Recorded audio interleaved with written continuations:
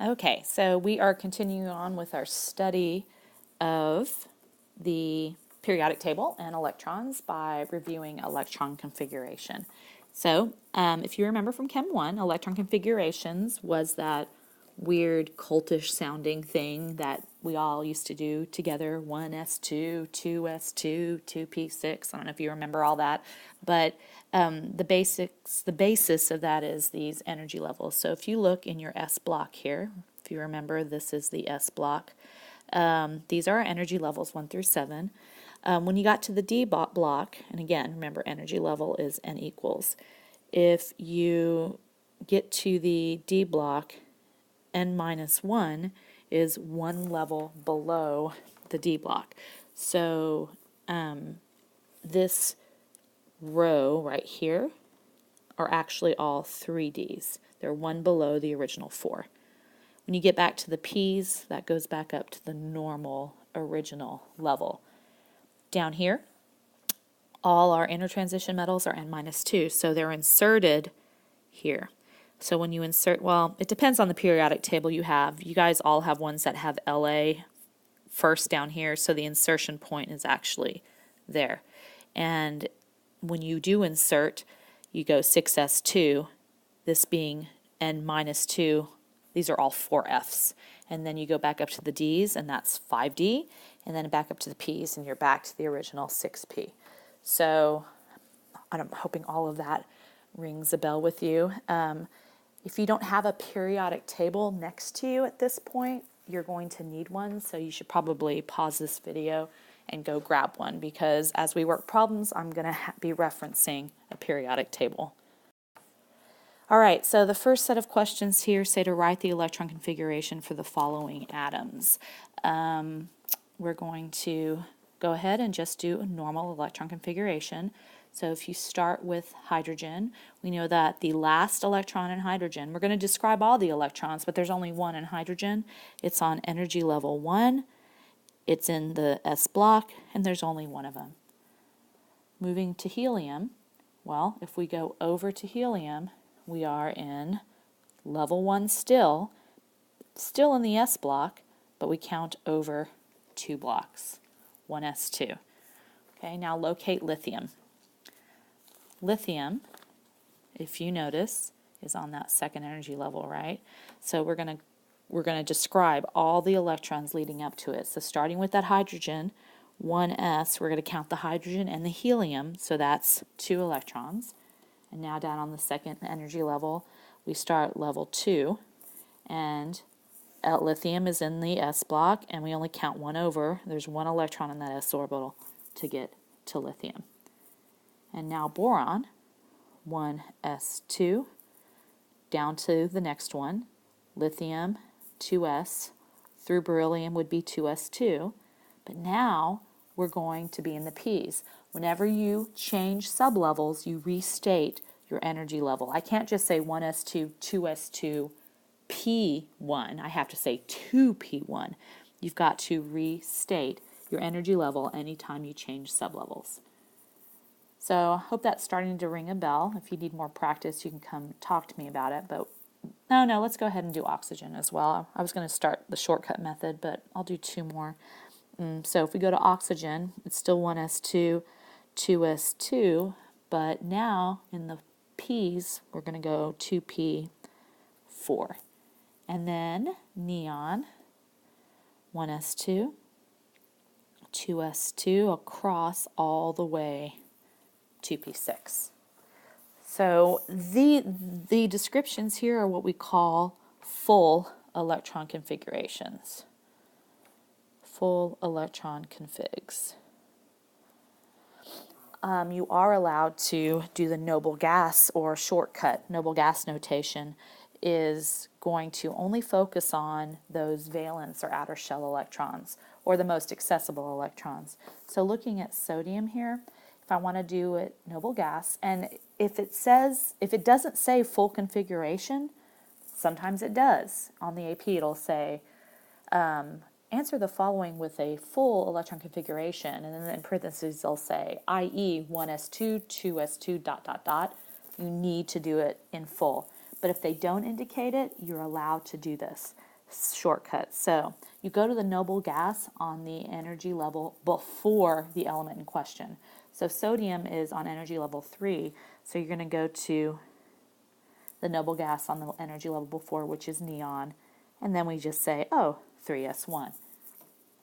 Okay, moving to phosphorus, again, energy level before we have neon, we're going to go 3s2. Now we jump into the 3p's, 3p3 over to get to phosphorus.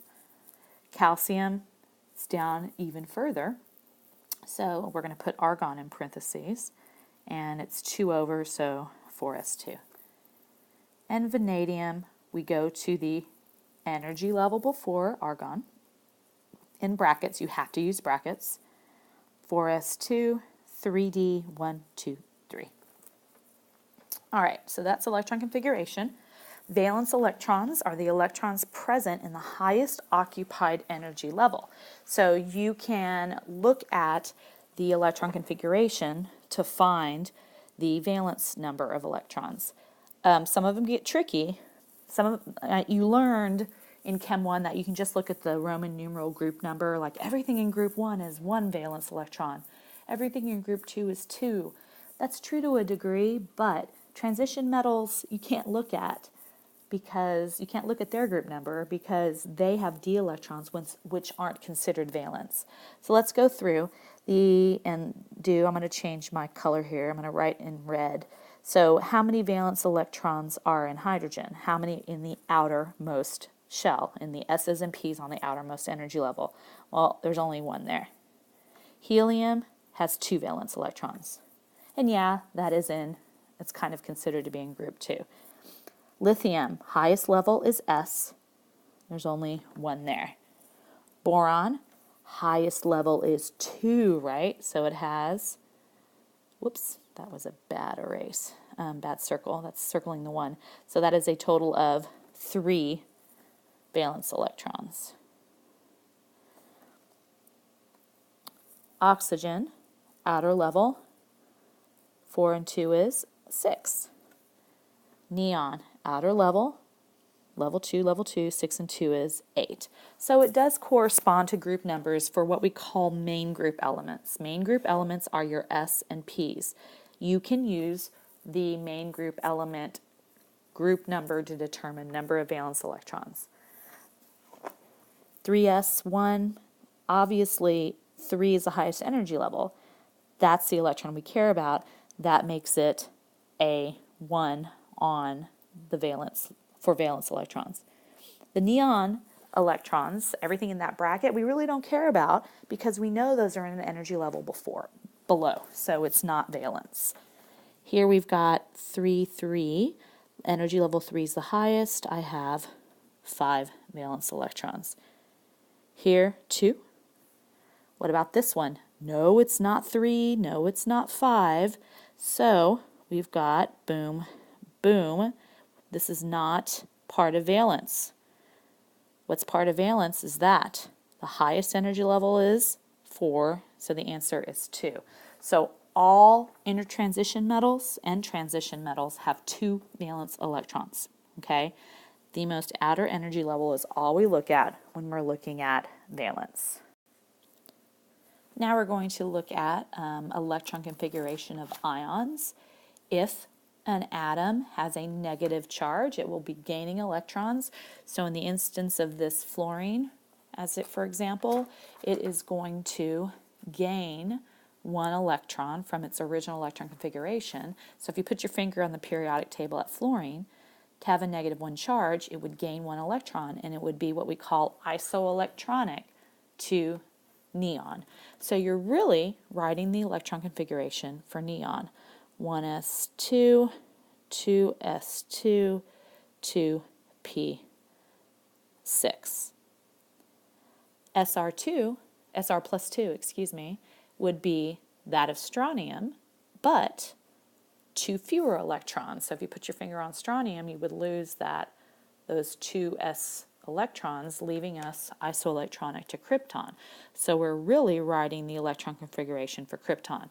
If I do a shortcut, I go to argon, put it in brackets, No, I can't just put krypton in brackets. You go to the element on the energy level before, the noble gas on the energy level before, and then we continue with 4s2,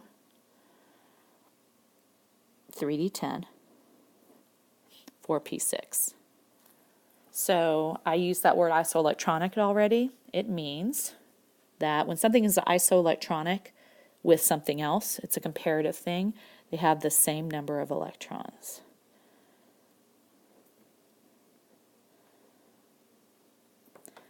Where I need you to really be careful is when you are finding the electron configuration for your transition metals. This one, most students will sit there and look at iron, put their finger on iron and go, okay, 4s2, 3d1, 2, 3, 4, 5, 3d5, no, 3d6, excuse me.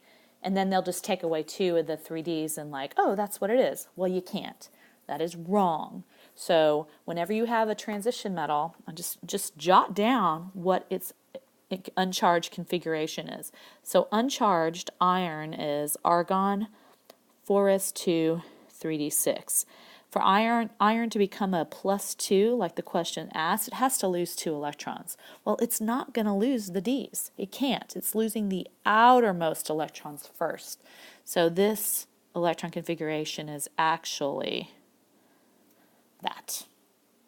Okay, you've got to remove valence electrons when you are charging a species. You're adding to or removing from valence electrons. Okay, there are a couple exceptions to electron configuration, and they are in the copper family and the chromium family. So copper, as expected, just follow along, is argon, 4s2, 3d9. Well, in actuality, due to the fact that this S's and D's are really, really close to each other in energy. Like that 3D is barely slightly lower in energy than the S. It's somewhat closer to the nucleus, barely. So since that is the case, we have got an empty spot here. We've got that 10th electron spot closer to the nucleus that will pretty much just steal one of the electrons and make 4s1 3d10. This is a ground state accepted electron configuration for anything in the copper family, so anything that has a d9. Now, don't be stealing from S's to P's. Those are two different in energy. This would be like, if I steal from here to here energetically, it's like me stepping down a step. Like literally in the stairwell, taking a step down a stairwell. Going from S to P's would be taking an S and trying to put it into a P orbital, would be me like trying to transfer, jump over the Grand Canyon. It's too big of an energy gap to happen that readily. So you only have a transfer between S's and D's. It does happen with F's, but we don't worry about it. That's beyond the scope of this class. So let's look at chromium. What is chromium's expected? Argon, 4s2, 3d4. Again, very similar reasoning here. Let me just show you this. And we're going to review this in a bit. You haven't seen this year yet. But these D's here, there's 4 of them. 1, 2, 3, 4. So again, we have this empty D. That little S is going to jump into the D because there's an empty spot there. There is a spot, just like in the copper family, that's a little bit closer to the nucleus. So this is going to be a 4s1 3d, but not 10. Silly demo. 3d5. So just make sure you learn that to be the case for your copper and chromium family. Orbital spin notation, orbital spin diagrams, please learn your terminology. If you write an electron configuration, 1s2, 2s2, 2p6, Instead of drawing an orbital spin diagram, when you're asked to draw an orbital spin diagram, you will not receive credit. And vice versa. If I ask for an orbital spin diagram, or if they ask on the AP, and you give me electron configuration, or write it on the AP is not going to take it. You have to know your terminology. So anything that talks about orbitals and spins, they call them spin diagrams, some people call them orbital diagrams, some people call them orbital spin. They are the pictures with the boxes. This is electron configuration. Putting this into boxes is considered orbital spin. So the way I do it is I label each sublevel, just like that, and I draw a box. If it's an S sublevel, I draw one box. If it's a P sublevel, I have 3 boxes. If it's a D, 5 boxes, and if it's an F, 7 boxes. And then I put in however many electrons I have, and I put them in with opposite spins, and I pair them up. So here I have, boom, boom, 2 in the S. In this S, I also have 2, up, down. In this, I have 4. Now, this is that school bus rule, Hund's rule, 1, 2, 3, place them singly with the same spin, and then I double them up 4 after I fill them all once. Okay? Important that you fill them appropriately. So the next thing says draw orbital spin diagrams for the following atoms. I'm going to allow you to draw spin after the noble gas configuration. So if nitrogen, we're going to put helium into brackets just to show we aren't ignoring those electrons, but we have a sublevel of an S, and then we have the P's. I'm going to nitrogen, right? So I'm going to have a 2S sublevel and a 2P sublevel. So if I look at nitrogen, I know I have helium, then I have 2S2, boom, boom, 2P3, boom, boom, boom. Okay. So next up, orbital spin for manganese. Oh boy. I'm glad I'm not going to put everything in there. I'm just, again, going to put argon here. And I see that I have a 4s2. So I have a 4s. And then I have, 3D. So that means I need 5 boxes. 1, 2, 3, 4, 5. And this is a 3D, and if you look at the electron configuration, I have a 4s2, and then I have a 3D 1, 2, 3, 4, 5. So they go singly. All right, so orbital spin diagrams. Got to know how to do those. A couple other terms that you do need to know the definitions for. That would be diamagnetic and paramagnetic. Diamagnetic means there are no unpaired electrons in the atom. So you're always going to have all your orbitals filled with 2 electrons. I remember that. Think about di. Di means 2, right? Di, 2. So things are always together. Para means there's going to be at least one, if not multiple, unpaired electrons. So which of the following elements are diamagnetic and which are paramagnetic? The fast way to do this is just to look at the valence electrons and see. If you look at this, my last valence of magnesium is a 3s2, right? Everything before it is paired up, so I just look at this valence and yeah, they're all paired. So this one is going to be diamagnetic. Let's look at iron. Iron, I'm going to ignore everything below argon and go, okay, I have a 4s2 business, then I have a 3D 1, 2, 3, 4, 5, 6, a 3D 6. All right, so I know I have 5 boxes to fill there, right? Do I have 10 electrons? No. So because I don't have 10 electrons, I'm going to have unpaired electrons, and that makes this para. Cadmium, if you look, cadmium is a 5s2 4d10. Because it's a D10, notice that now all of the electrons across the board are all paired up. So this is diamagnetic.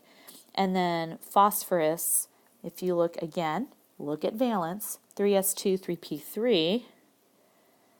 Okay, so this is where I'm going to have some unpaired because think about it, I have my 3 and I've got 1 in each. So that's definitely unpaired electrons. So this is paramagnetic. And our last little bit for the day is looking at excited states. You recognize excited states by looking at orbital spin diagrams and seeing something is wrong with the placement of the electrons.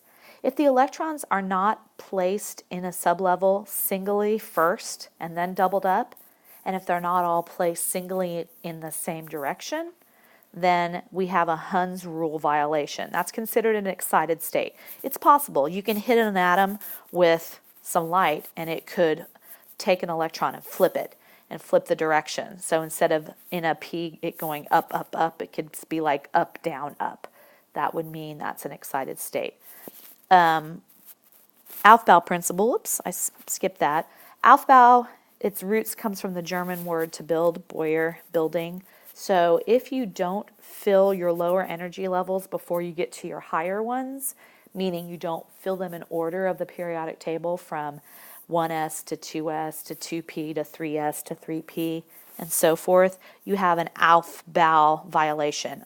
Again, this is an excited state. It's possible you can excite an electron and make it jump up to energy level 4. And you've seen that because we've talked about electrons emitting, then falling and emitting light. So we know electrons can be excited and jump levels that they're not supposed to be in. So both Hund's and Aufbau are excited states. Pauli's exclusion principle is basically an impossible state. It's saying that no two electrons can have the same 4 quantum numbers. We're not doing quantum numbers anymore because they took it off the AP. How that translates to an orbital spin would be this. This is basically saying in the same box, you're saying, okay, I have electrons on the same energy level, in the same sublevel, in the same orbital with the same spin. That's saying that's the same electron.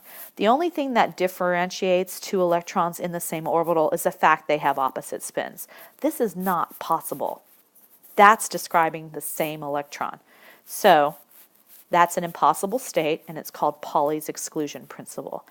Practice a few of these really quick. If you look at this first state, everything looks good to me. I have up, down, then I have up, up, up. Legit. This is going to be, this is ground. This is a ground state. When something is not excited, we say it's in the ground state. And there's no violation there whatsoever. Let's take a look at this. We have an up, down. Then we have an up, down, up. Uh-oh. Do you see how that's not in the same direction? This is an excited state, and it's a Hund's violation. All right, let's look at this. What do we have? Oh, remember that? Not possible. This is Pauli's exclusion. All right, this next one. Up, down, up, up, up, down, up. That's excited. Some light hit this electron and flipped it, and it's going to eventually go back to ground state, but right now it's wrong, and it's a Hund's violation. And then next up, can't do it.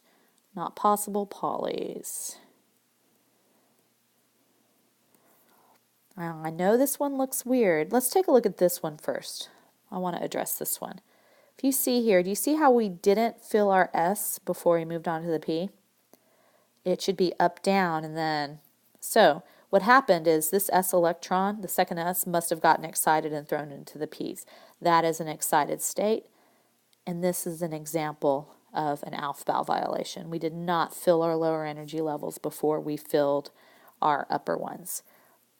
The reason I want to do this first is because I know that one looks like it's the same thing, like it's an Aufbau violation because we should have had a double up here, but this goes back to that exception to an electron configuration. If you remember the chromium and copper family, this is an example of that 4s1 3d5 where we had the S stolen to this last spot. So this is actually a ground state for the chromium, anything in the chromium family. So that looks like it's an excited state, but it's really not. And again, the stealing only happens between S and D. It does not happen between the S and the P. Okay, that's it for the day.